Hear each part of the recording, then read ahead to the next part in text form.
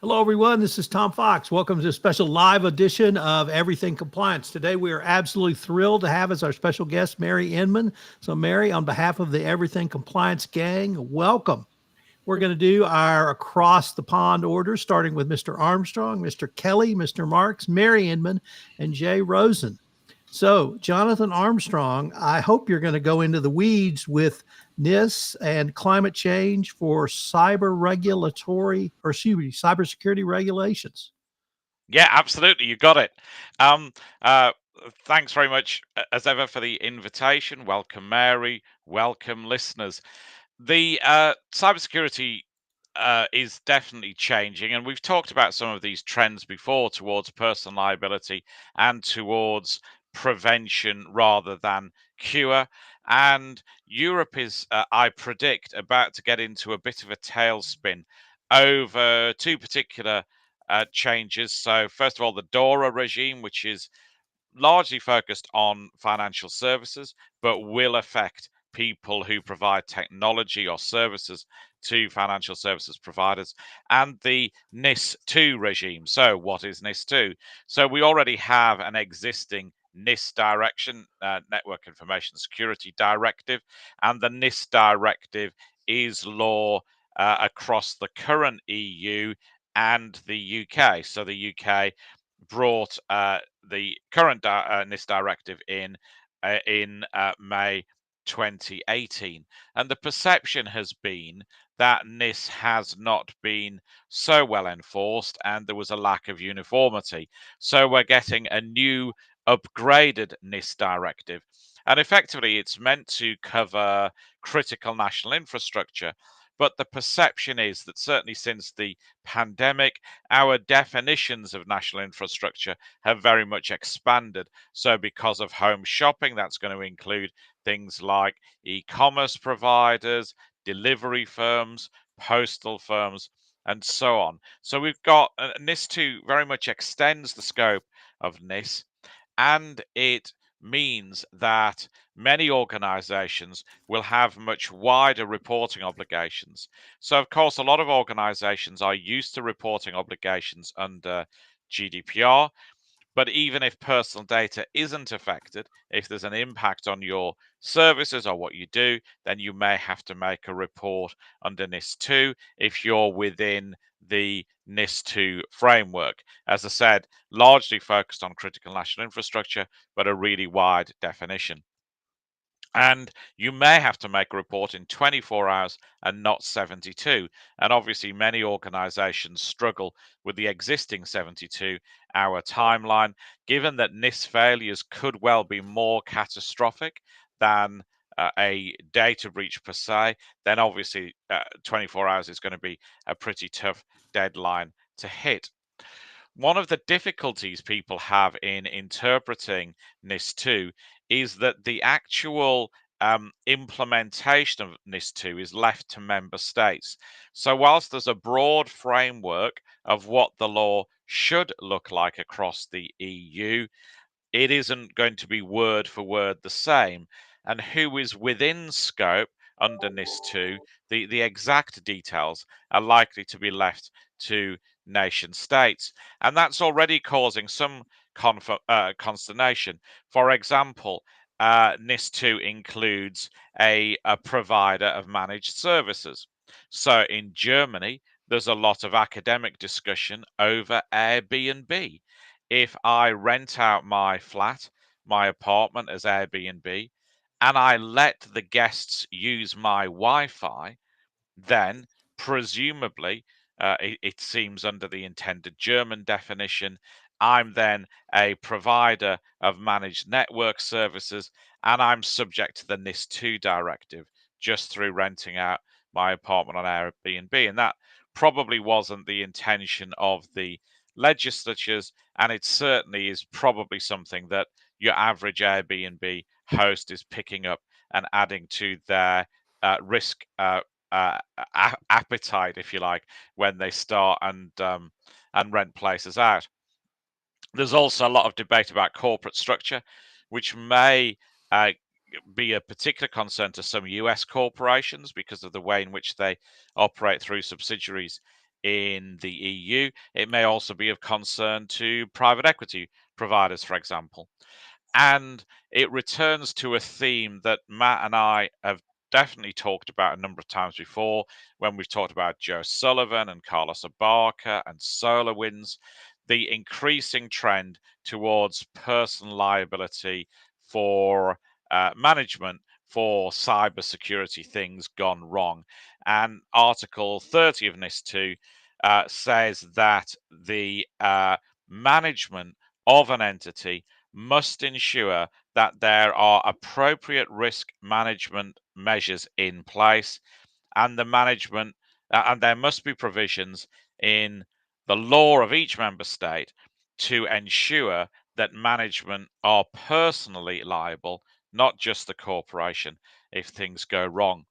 So there's a lot of work to do for entities that could be within the NIS regime. And obviously, the first job they're going to have to do is to work out if they are covered. So if they offer anything that looks like it might be national infrastructure, then they're going to have to work out which bits of the business are covered. The NIS legislation as a whole should be enforced by the 18th of October. Member states have until the 17th of October, however, to issue their legislation. So time is pretty tight. You're going to have to react to legislation almost as it's coming in. So obviously, the usual things we talk about. You're going to have to work out if the legislation applies to you, and if so, to which services. You're going to have to brief the board, particularly give the board the good news about their personal liability. They will be on the hook if they don't get this right. You're going to have to look at your processes and procedures, look at those accelerated timelines to confessing about a breach, 24 hours in some cases, as I said, not 72.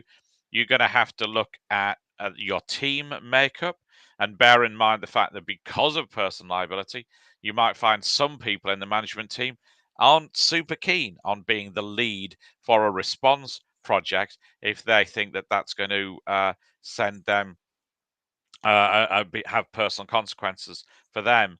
You're obviously going to have to look at supplier contracts. So if you are an Airbnb host at the one extreme, what sort of downstream commitments do you have from your broadband provider that they'll tell you so that you can comply with your obligations? And obviously, if you're a bigger corporation, then you're going to have to look at your contracts. You're going to have to look at reporting timelines, etc., etc. You're going to have to look at technical and organizational measures, a favorite that we talk about a lot under GDPR. So what sort of systems have you got in place to stop attacks? What sort of systems have you got in place to detect attacks really quickly? So detection software is a key part of this. And obviously, you're going to have to do training. You're going to have to do rehearsals. We've talked about rehearsing data breaches before. Super, super critical if you've only got 24 hours to respond.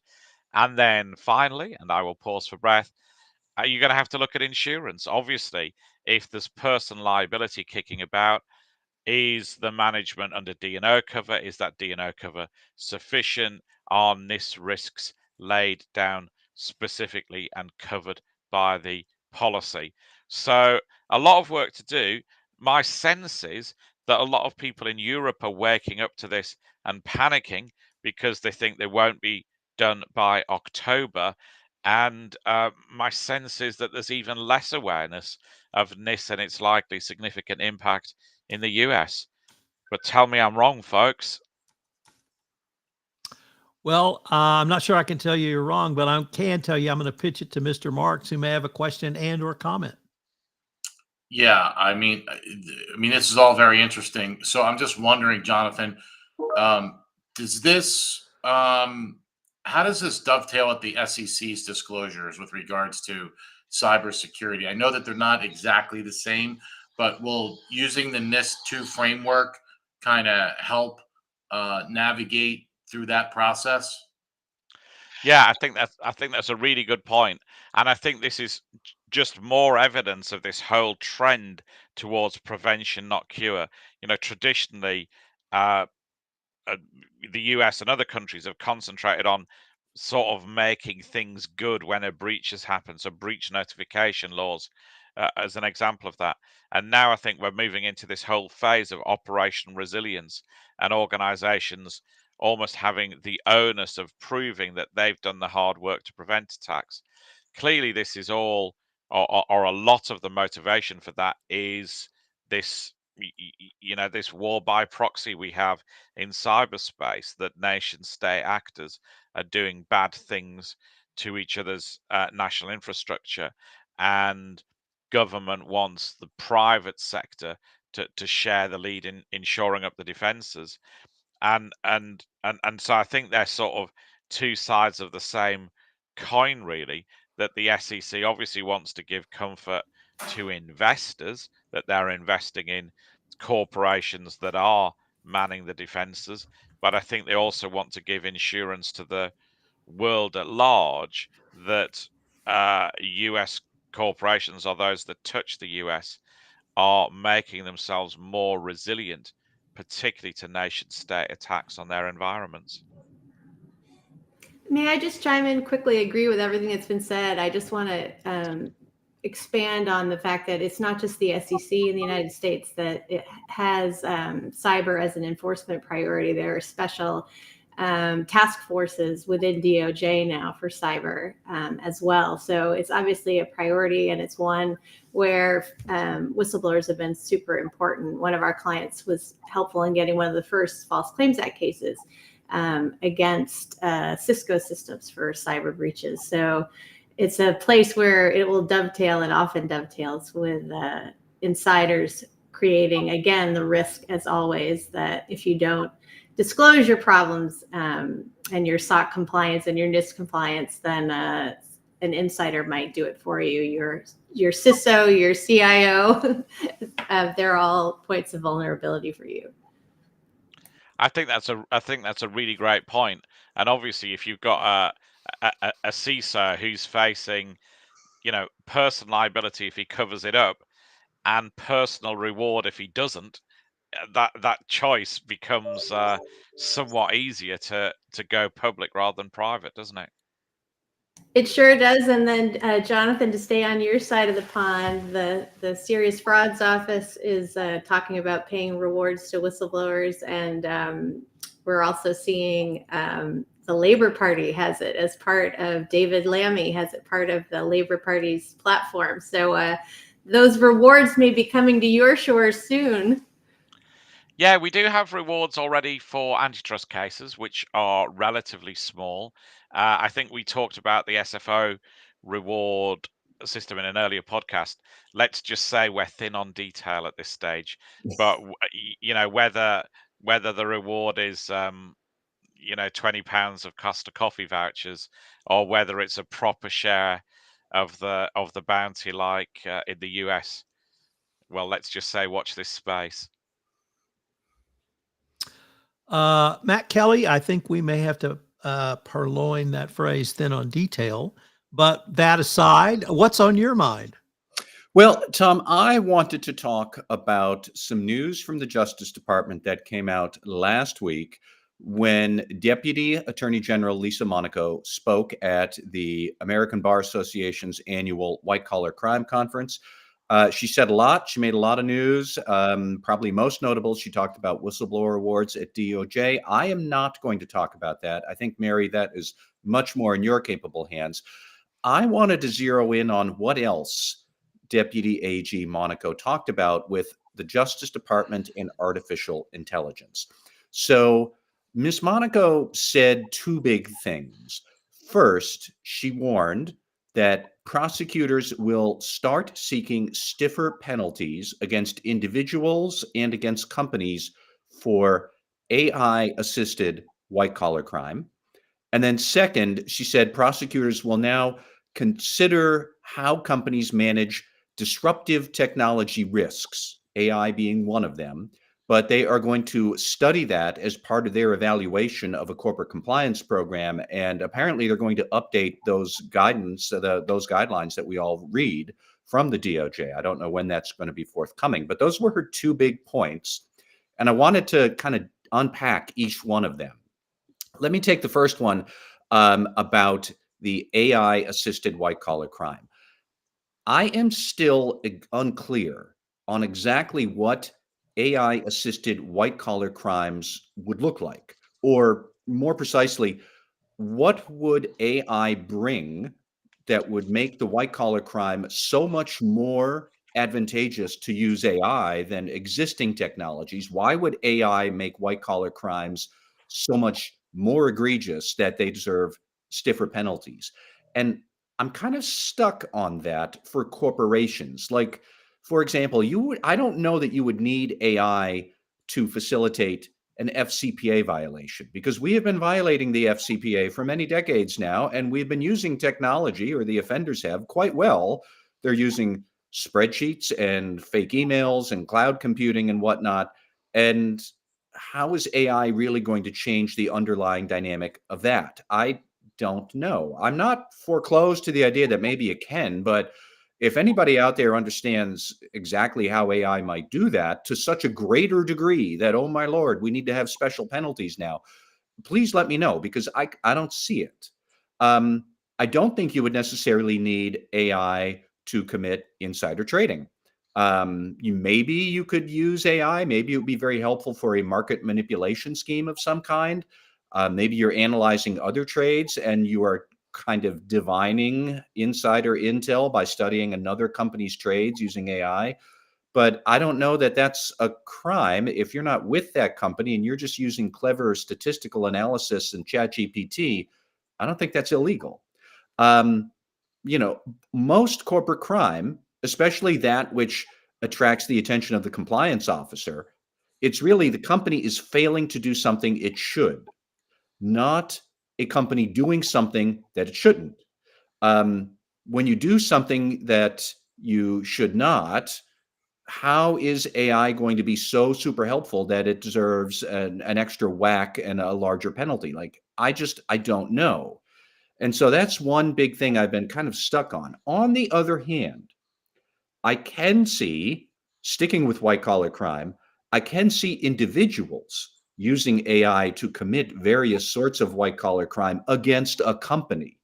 For example, using generative AI to doctor up fake documentation so that you can commit money laundering and sneak through a company's due diligence requirements. Sure.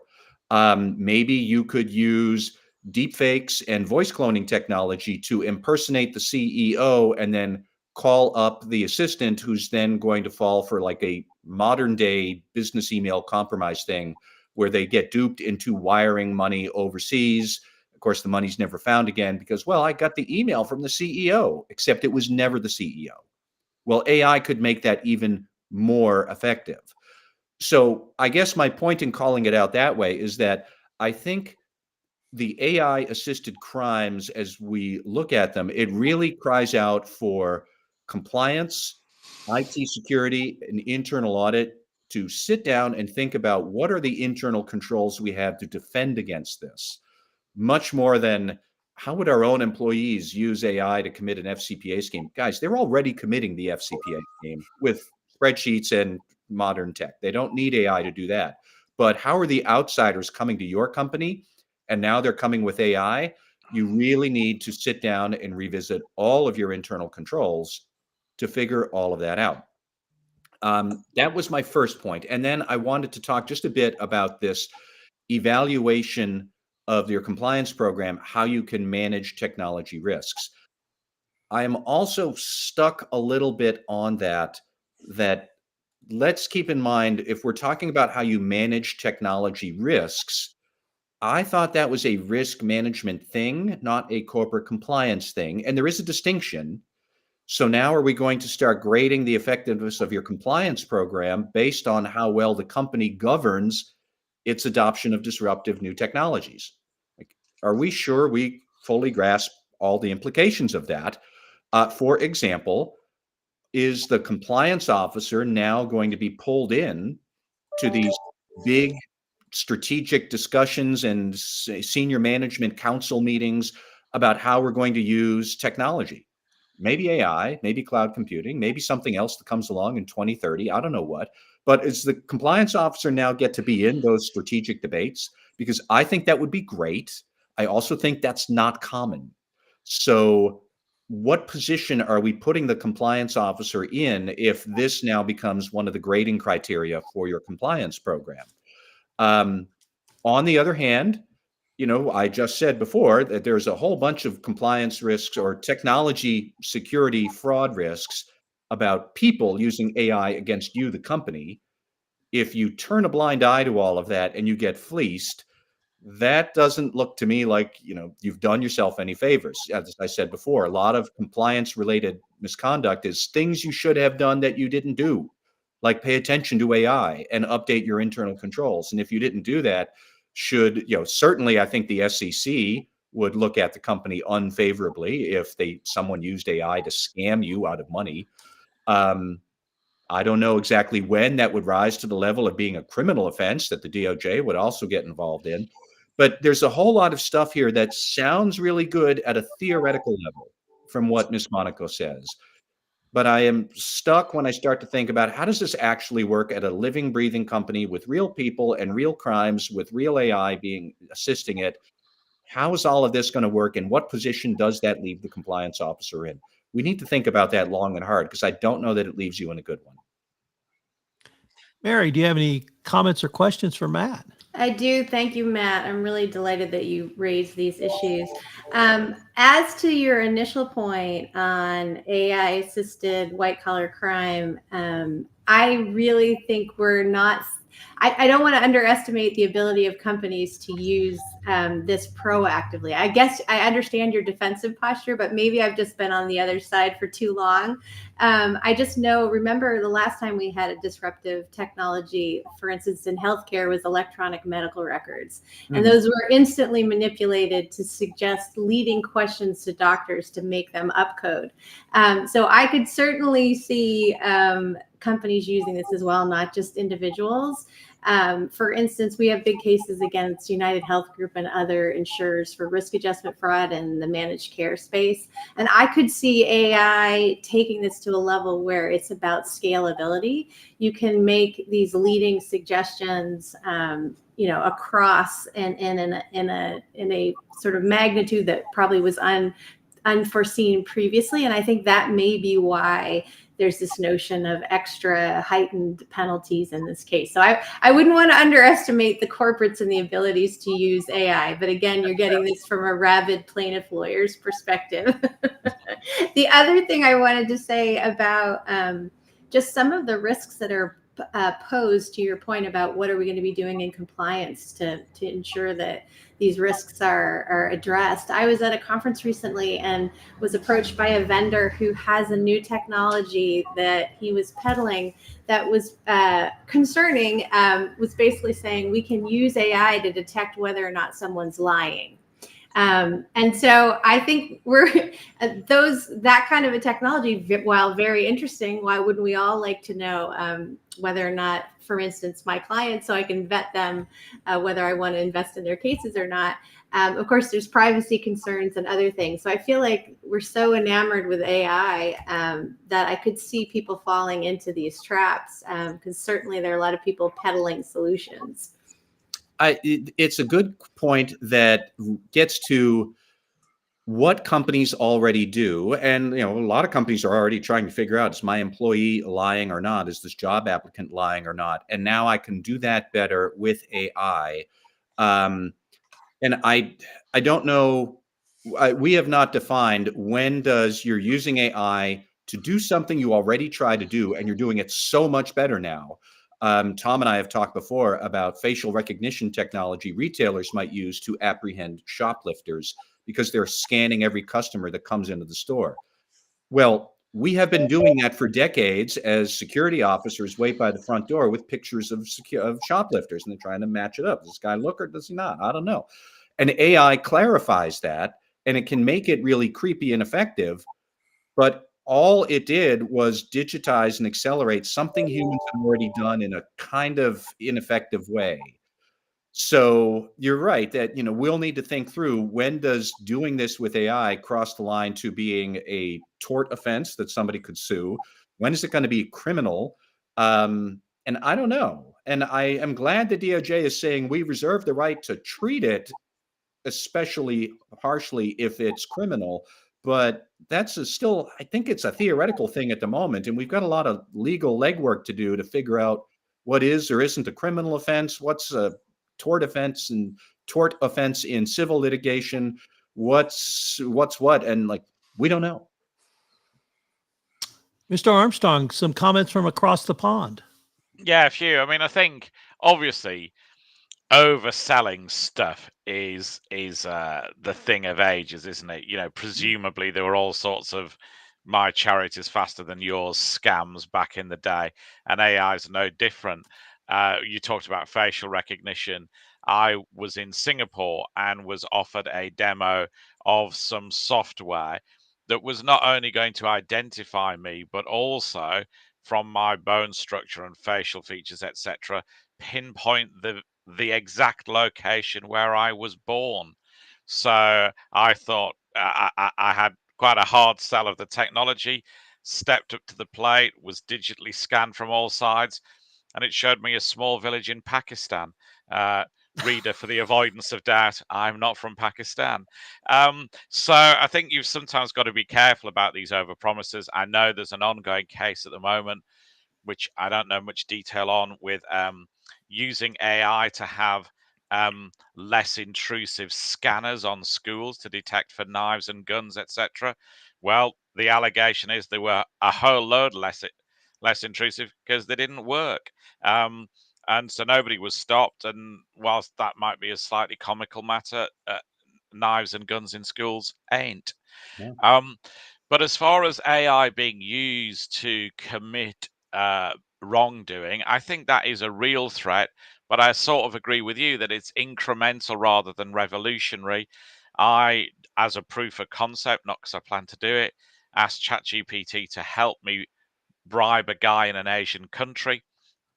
And it helpfully suggested that I might want to use the word Krupuk, I think it was, or something, in this particular country. And obviously it'll tell me things like, don't call it a bribe, call it a cup of coffee or a chicken, or all of those words that people have all around the world to anonymize bribes.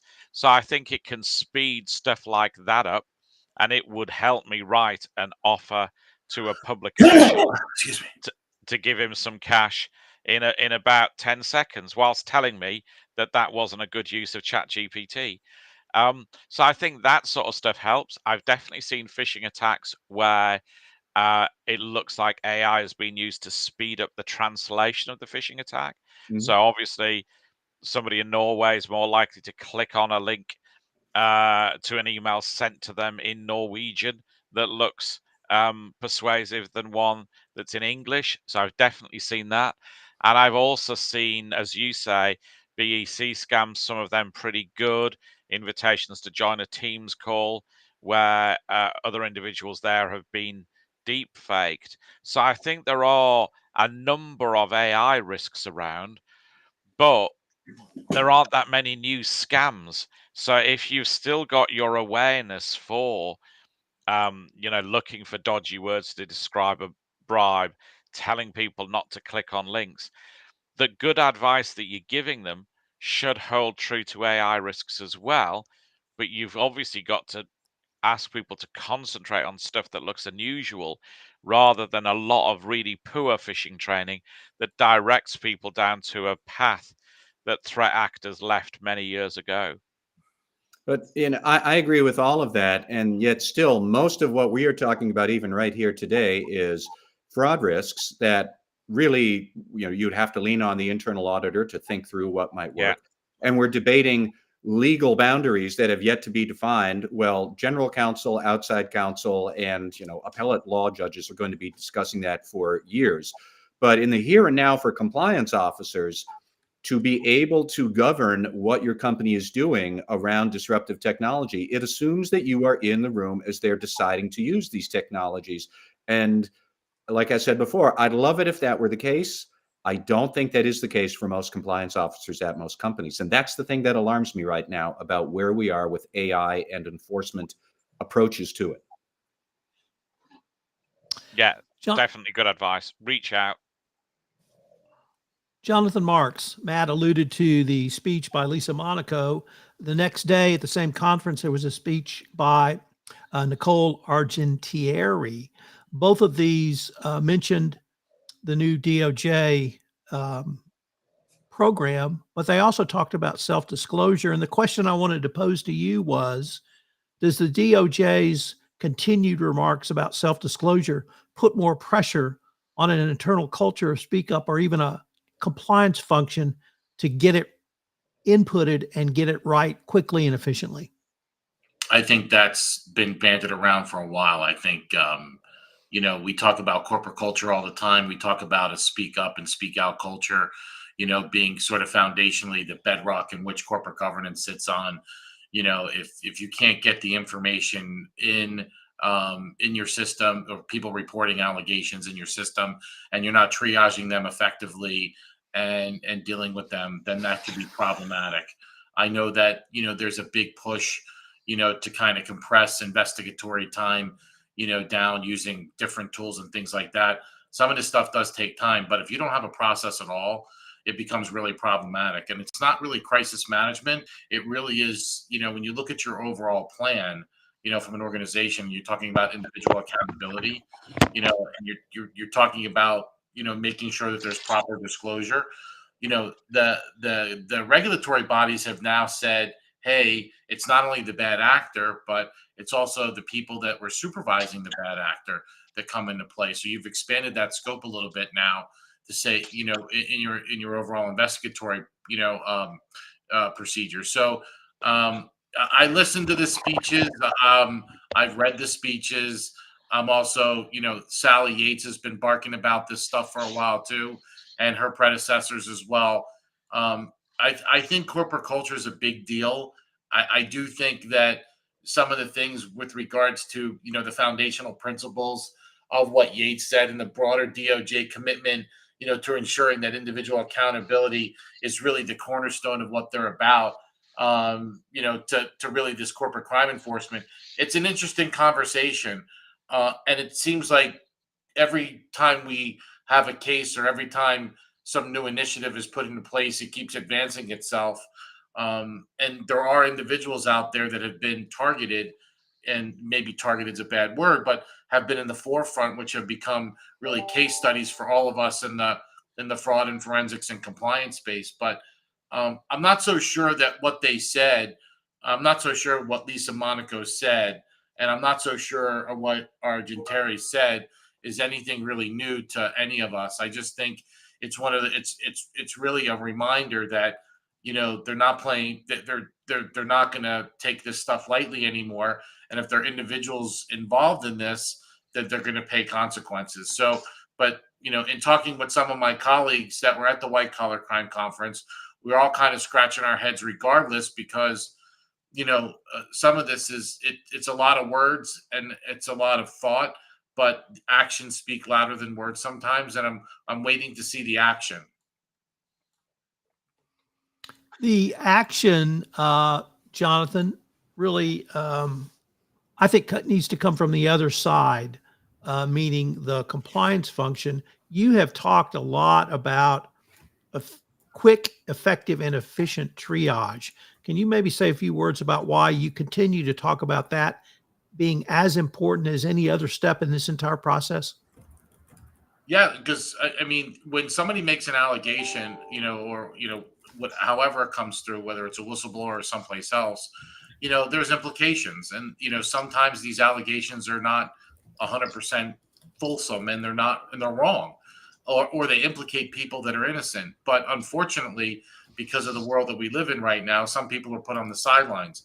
I don't think that's necessarily the wrong thing to do, but the longer these things drag out, the more problematic I see, things becoming. And, from an overall cultural perspective, when people see what's going on or they hear what's happening internally within organizations that don't have an effective process to deal with these things, I think they start to lose confidence and comfort that leadership really does know what they're doing. And so, it's sort of the why bother? Why would I even bother to mention this if nothing's going to be done swiftly?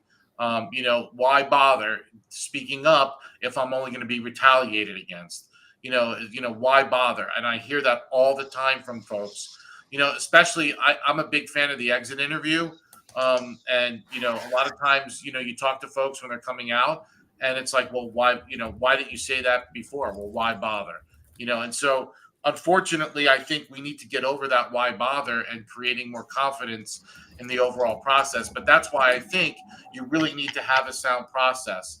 And it's not it's not something, we talk about tabletop exercises for a cyber breach, and all kinds of good stuff. Do you ever have a tabletop exercise for an allegation of potential fraud for a senior leader in a company and what's supposed to be done? I don't see too many of those. Mary, since we have you this week, I'm going to ask you, from your perspective, why bother? Yeah, I mean, I love Jonathan's suggestion. I think it's very provocative that we should have penetration testing for individual liability. I think it's great. I did want to say, to Jonathan's point of these are just words, we hear it again and again. Each administration, typically Democratic administrations, talk about individual liability. I've actually seen it be more than words. I had a case that spanned multiple administrations, where the Yates memo actually led to an individual being held corporately liable in a Medicare fraud settlement. So we do see it. I do think it really does. It does have an impact. So I just wanted to say, I don't think it's just words. It's words we hear a lot, but it really does sort of crystallize things for certain of the line attorneys who are trying to follow these directives. So we do tend to see an uptick in individual liability. And it is what is incredibly chilling. I mean, on all of your ends, on the compliance side, when you see a court, in my case, it was a chief operations officer, who had to pay $1 million settlement as part of a $32 million global resolution. That says something. So I always welcome it. And I don't think it's just words. Yeah, and I'm going to respectfully disagree with you, because even though there are individuals that have, have paid fines and penalties, I think that's probably the minority out there. And if they really want to make an impact, then they're going to have to really, step up their game. It's not that, it's great that we keep talking about this stuff, but for every example you gave, I can give you probably 3 or 4 on my side where I know of individuals that should have been held responsible that weren't held responsible in these particular cases. And that's also very discouraging. So for everyone that's out there that you've mentioned, which is great, that, something's been done and people have been held accountable and they've had fines, I think the number or the ratio on the other side is a lot greater. And until that sort of evens out for me, it'll still be words on a piece of paper. So I want to go to our guest, Mary Inman. And Mary, we've talked about, and we just talked about whistleblowers. We've talked about that throughout this podcast, but we had a pretty big announcement that Matt alluded to. So I wanted to pitch it over to you. What did you see in this, and where do you think this is going to take whistleblowing? Well, thank you. First thing I want to say as a San Franciscan is that all of these initiatives that we've been talking about came out of the White Collar Crime Conference that was held in San Francisco. So anyone who's saying San Francisco isn't relevant anymore and that we're in trouble, we're still relevant. We're still cool. So with that framing from my hometown, it was a big day last week when Lisa Monaco had a lot to say. What she said that we were all listening for was that she was talking about going back to the days of the Wild West and putting up wanted posters seeking whistleblowers to come in and help DOJ criminal to provide them with information about serious financial crimes and foreign and domestic corruption. That's a big deal. What do I think is really going on here? I think the DOJ criminal is having FOMO. So we know that the SEC, the CFTC, the IRS, FinCEN with the Treasury Department, and even the Department of Transportation have whistleblower reward programs. So I think DOJ criminal is realizing, when you look at the billions that have been recovered under the SEC program for Dodd-Frank for whistleblowers, I think they're recognizing that they may be missing out on a real opportunity. So what did they say? They told us, Lisa said, that they are starting a 90-day process where they want to take comments about the idea of inviting whistleblowers to bring them information, as I said earlier, about serious financial crimes and foreign and domestic corruption. Just because they've given us 90 days to all start weighing in on the parameters, it doesn't mean those of us on the plaintiff side haven't already started to talk to DOJ about potential angles. So the first thing, let's talk about a little bit, is eligibility. So what Lisa has said is that they will be considering rewards to people who voluntarily provide truthful information not already known to DOJ. It will only apply to whistleblowers that are not eligible for financial incentives under any of these other programs, and that they expect to launch it before the end of 2024. I think it would be helpful to put some meat on the bones, since we're talking about how does this program fit in a very noisy space where there are lots of other rewards, right? So you're saying, where does this apply where other programs leave off? And I think that really is, and some of the things Lisa discussed was, for instance, FCPA cases. So the FCPA, the SEC has jurisdiction to enforce the FCPA, but really only as to issuers. So I have had lots of whistleblowers bring me potential FCPA cases, but because they're non-issuers, I can't get the SEC to act. And if I can't get the SEC to act, then our clients are not entitled to a reward. And a lot of people won't come forward. It's not just because people are obviously incentivized by the money, but obviously when you put yourself at risk, which you would be doing here under the new DOJ criminal program, because you're talking about corporate crime, the risks to your career can be very, very high. So I would say that those are some areas. Interestingly, domestic corruption. So it's not just bribery of foreign government officials. She signaled that domestic corruption, we've seen with certain senators from New Jersey and other places that we have domestic corruption, and they would welcome that kind of information. Finally, another big space where I feel like the SEC leaves a hole is that their mandate is to protect the capital markets, and really their mission is directed at protecting Main Street investors.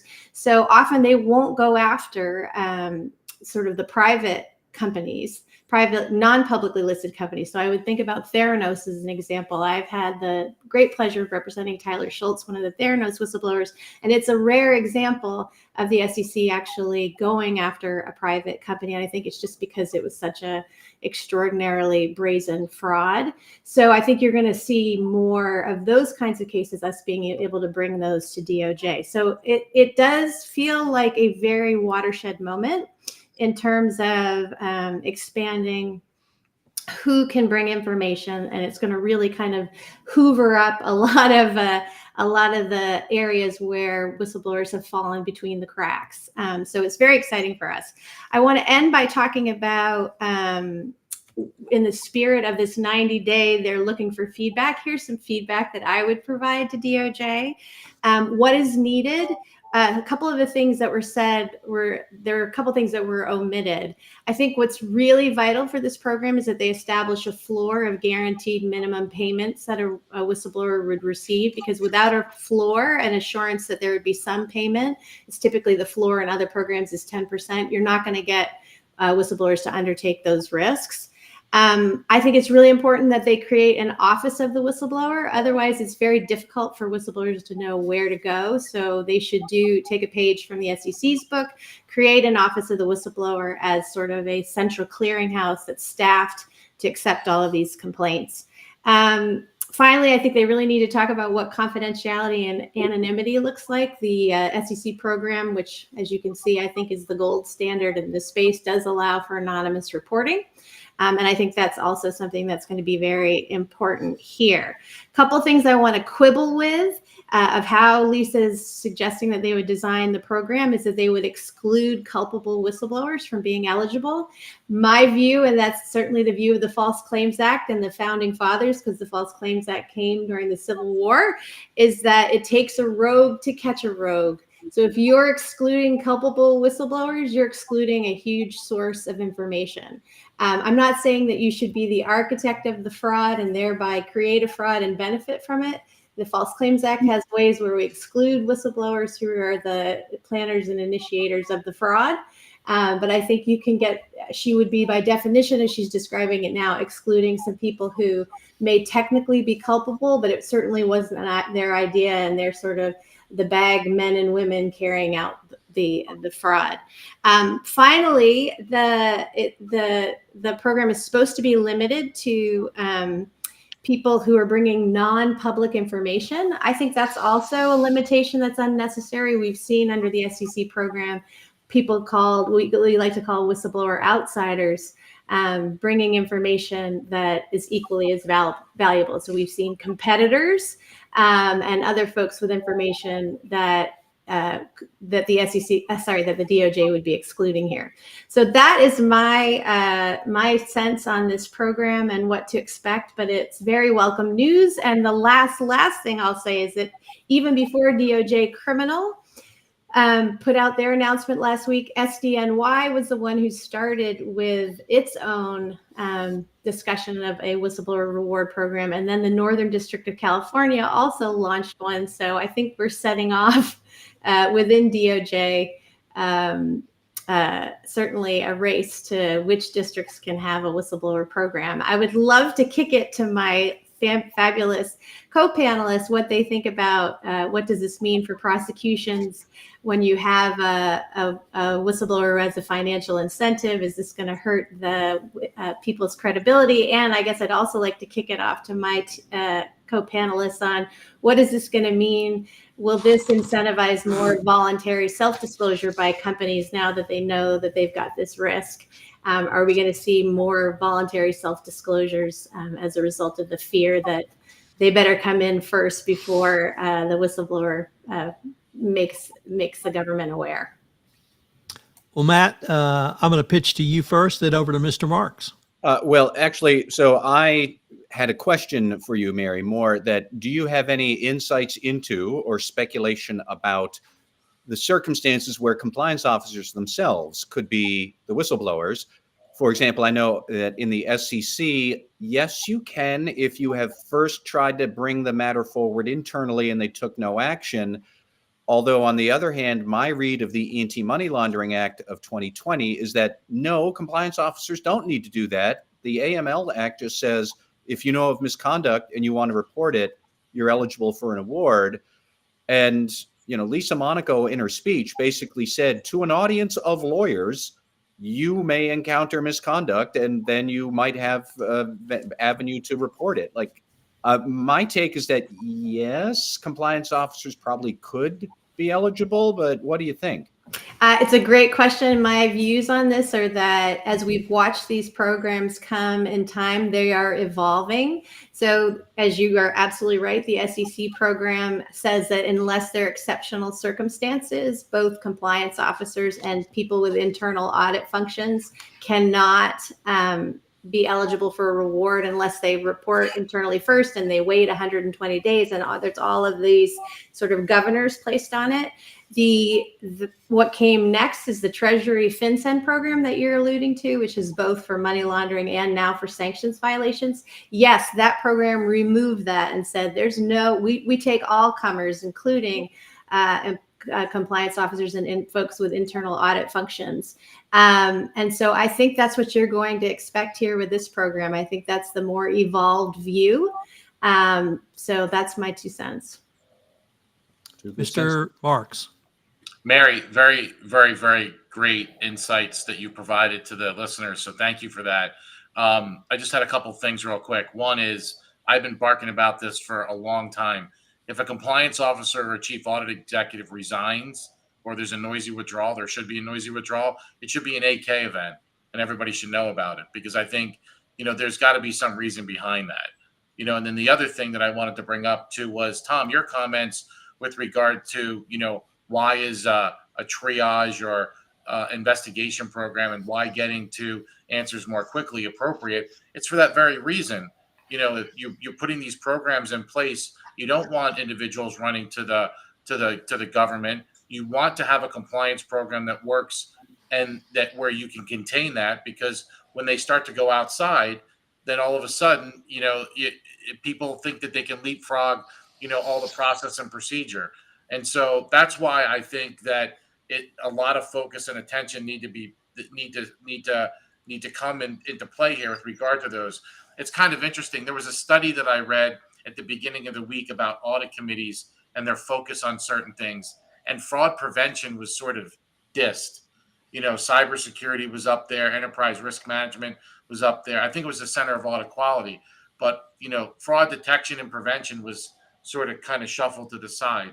I think we really need to go back fundamentally based on all of this, and really look at the overall fraud risk management program, which really means it's not only designing those internal controls, but it really is, when an allegation is made and it starts to come through our system, how does that get processed and how does that get treated?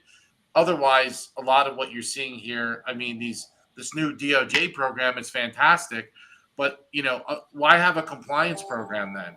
I mean, if your compliance program is, we're spending all this money on compliance program, it should work. Well, then let's make it work. Mr. Armstrong, thoughts from across the pond? Yeah, I know Mary knows this more than anyone, but just to recap one of the topics we discussed on an earlier call, of course, the whole whistleblower thing is international. Nick F. Graves said in his speech when he was talking about bounties in the UK that 700 UK whistleblowers had gone to the US authorities instead. And it's like that old joke, which I won't repeat on such an erudite channel as this, the punchline of which is, we've established what you are, but now we're just haggling over the money. And and that's the case, I think, with these whistleblower programs. So I think other governments will try and put mirror bounty programs in place. But my suspicion is there isn't the political will to give the same big numbers to people. And as a result, I think the US will remain the dominant player in incentivizing whistleblowers. All right, Mr. Rosen, we had a very large FCPA enforcement action recently. What can you tell us about it? Thanks, Tom. It seems like we were just here 2 weeks ago talking about the latest enforcement action.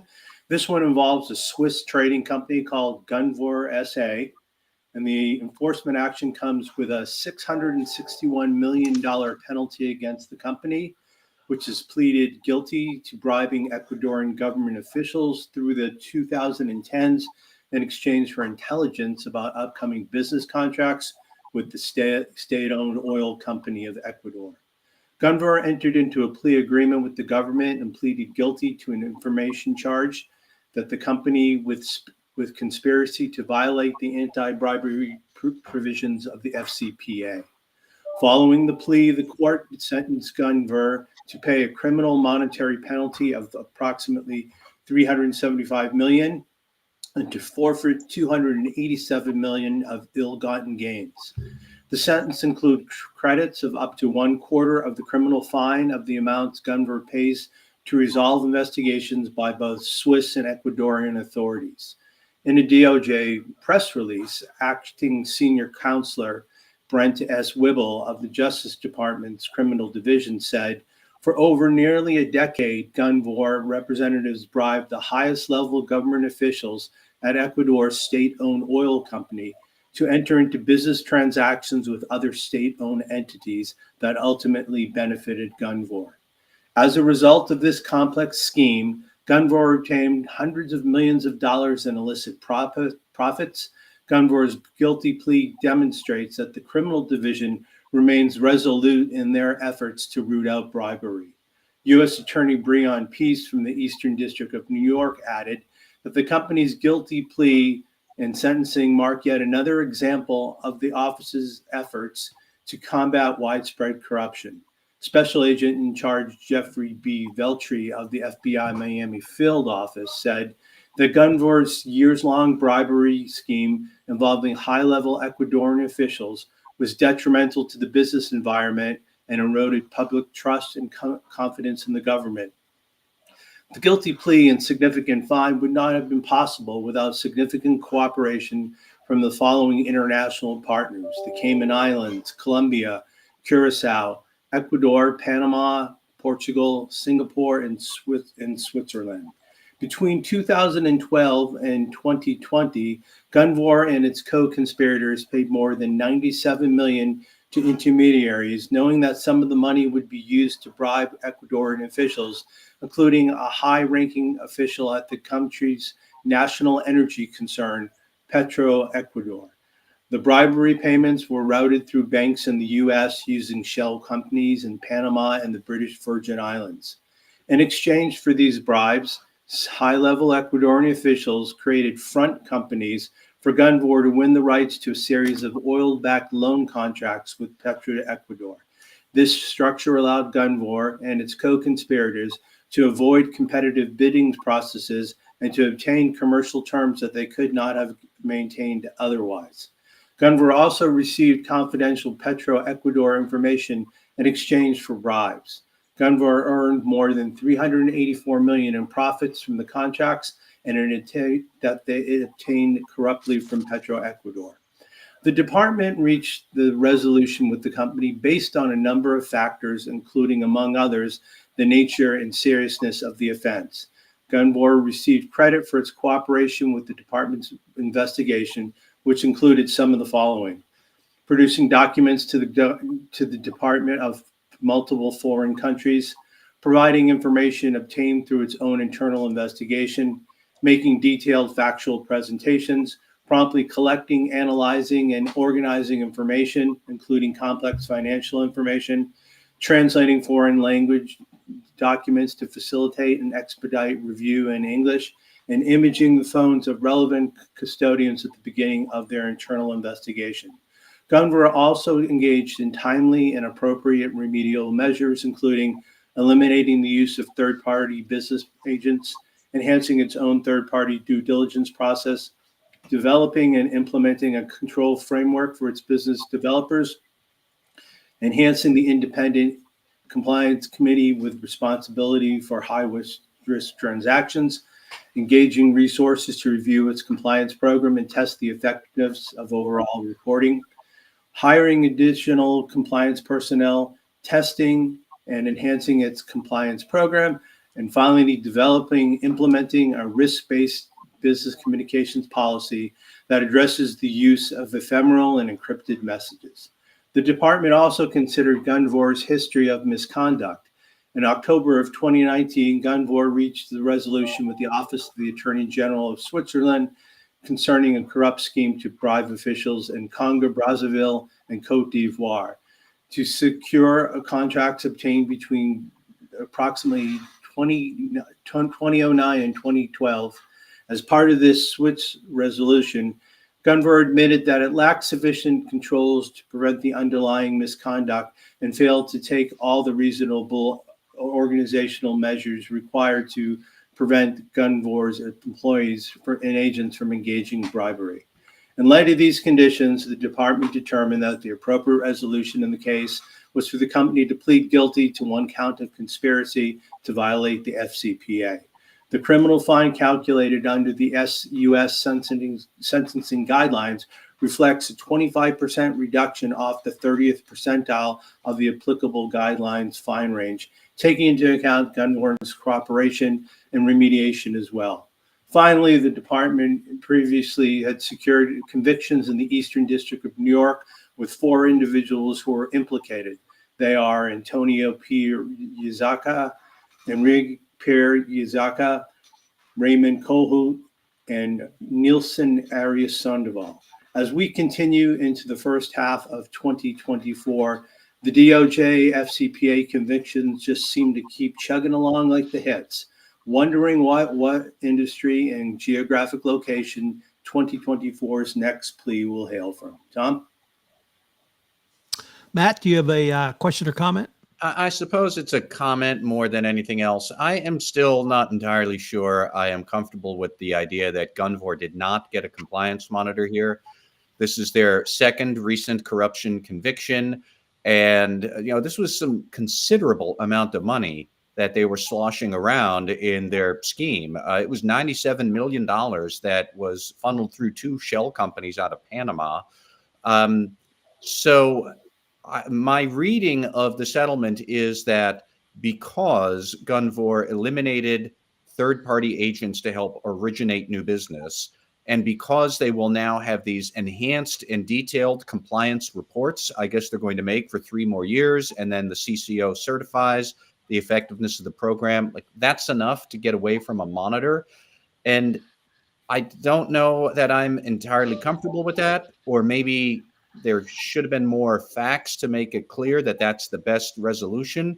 It kind of sort of could also look like Gunvor just paid a really big criminal penalty to get away from having a monitor. And, couldn't you just as easily have had a monitor, given them a smaller criminal penalty, even though it's offensive, but that's a monitor there to correct the permanent action. And then the investors who didn't have any role in, whatever it was that Gunvor might have done, like investors are the ones who ultimately pay criminal penalties. I'm not opposed to the conservative idea that you should alleviate the criminal penalties, but then that means you should have stronger mechanisms to change the behavior forever, like a monitor. And there's just something about this case that doesn't quite sit well with me. That's all. Mary Inman, question or comment? Had a very small, short comment, which is that the very popular saying of late has been that sanctions violations are the new FCPA. And with the sounding of this sort of trend, it was the suggestion that FCPA fines have been on the decline. And so I was delighted to see a Gunvor settlement come in. It's sort of very much in the spirit of the Petrobras Lava Jato scandals. We see a lot of these kinds of bribes in the extractive industry. So I don't think that the FCPA, I think the FCPA is the new FCPA and not just sanctions law violations. All right, we are now off to fan favorites, shout outs, and rants. As I said before, we'll keep the same order. Jonathan Armstrong, Matt Kelly, Jonathan Marks, Mary Inman, Jay Rosen, and I will bat number 6 for this one. So, Mr. Armstrong, do you have a shout out and or rant for us? Yeah, I have a shout out to Kate Middleton, the Princess of Wales. Now, if you believe the media, the royal family are in crisis, but up steps Kate, perhaps inspired by the excellent media management track history of her sister-in-law, and tries to resolve it all with one click of the Photoshop mouse.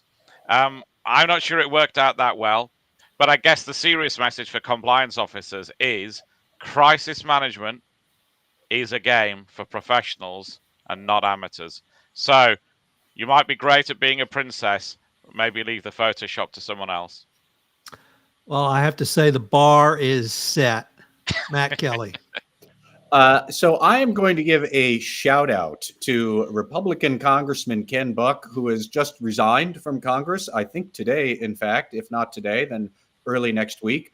I am not shouting out, but just because he is resigning, although there are many Republicans I would do handsprings if they resigned from Congress because they're so terrible. Ken Buck was not one of them. But he did resign because he basically said that his party in Congress is a mess, which is correct. And he was opposed to impeaching the Homeland Security Secretary, Mr. Mayorkas, who really had done no impeachable offense. But Republicans basically said, well, we're just going to do it anyways because we can't not now that we've said that we would. And then they nearly screwed that up. And so he resigned because that was stupid. He resigned because their sham impeachment of President Biden, the inquiry, has gone nowhere. He also said that was stupid. Biden hadn't done anything impeachable. And then he also pointed out that, look, Republicans, Donald Trump lost in 2020, and pretending it is not so doesn't change the fact that he lost in 2020. And we Republicans are being so dumb about this. I've had it. I'm out. It was a refreshing bit of intellectual candor from Republicans, who generally are the most intellectually dishonest people in Congress these days in a long time. And I will say I'm sorry that he is the one who's resigning. There are so many others who should, because they shouldn't be there. I don't know what he might plan to do next, but I don't agree with a lot of his political views, but I hope he doesn't go away, because he does at least have enough common sense to know when his party is being a mess. And good for him for calling it out. I'm sad to see him go, and I'm glad to see him stand up at the same time. So thank you, Mr. Buck. Mr. Marks. So I'm on a good faith roll. Last week I think, or a couple weeks ago, I talked about the garbage men who ran into the burning building and saved a family. Well, this week I like to talk about a McDonald's worker and another passerby who saved an individual in York in the UK who was having a heart attack, and actually used the training that they received to save the individual. So actually took out the defibrillator and actually saved the guy. So it's nice to see that people out there are concerned about humanity and helping one another. And so I just think those types of things sort of brighten my day when I see those going on, considering the mess and all the other things that we read about and see about every day on television. Special guest, Mary Inman. I have a rant, and I'm sorry to bring us to a somber note, but what has been big news this week, of course, has been what it seems to be an apparent suicide by one of the Boeing 737 whistleblowers, a man by the name of John Barnett. My rant is that it needs to change, that we have very few resources in the mental health space for whistleblowers and also for their attorneys. It was not lost on me that this apparent suicide happened in the midst of Mr. Barnett being in back-to-back days of deposition.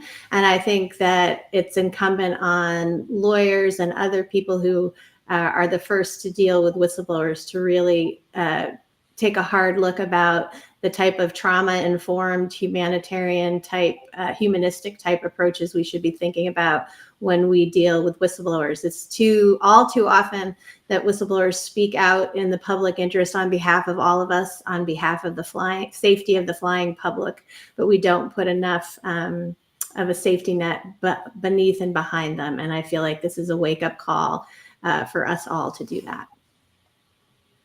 With his first post-Oscar comments, Jay Rosen, do you have a shout out and or rant for us? I have a mild rant to Aaron Rodgers, the quarterback. No? Mild? So, Bill Bradley was a very highly successful senator.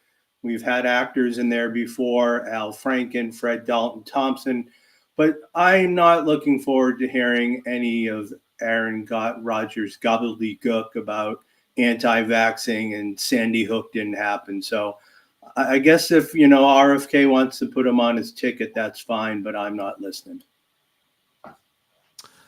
My shout out is for the date.